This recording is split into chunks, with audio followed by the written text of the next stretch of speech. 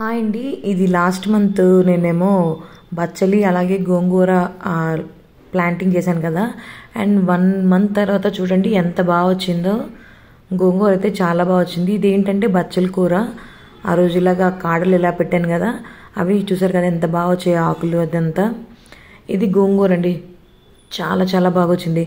మనం సీడ్స్ వేసి అది మళ్ళీ ప్లాంట్ అయ్యేదాకా వెయిట్ చేసేదానికన్నా ఆ కాడలు కానీ తెచ్చి ఇలా పెట్టుకుంటే చాలా బాగా అవుతుందండి. చూసారు కదా, ఇది అయితే చూడండి, ఇది అన్నమాట బచ్చల కూర.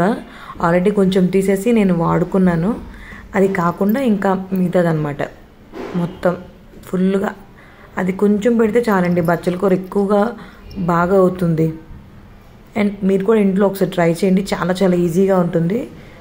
మీరు ఇప్పుడు రైతు బజార్ నుంచి తెచ్చుకుంటారు కదా, తెచ్చుకున్నప్పుడు జస్ట్ ఆ కాడలన్నీ ఇలా పెట్టేస్తే అయిపోతుంది. అలాగే నేను ఇది పుదీనా కూడా నేను ఇలాగే పెట్టాను అనమాట. ఫస్ట్ బ్యాక్ సైడ్ ఉన్నాయి కదా, అది కూడా ఇలానే వచ్చింది. సో ఇదండి, 1 మంత్లో గోంగూర అయితే బాగా పెరిగింది. మీరు కూడా ఒకసారి ఇంట్లో ట్రై చేయండి, ఎలా వచ్చిందో చూడండి. Thank you, bye.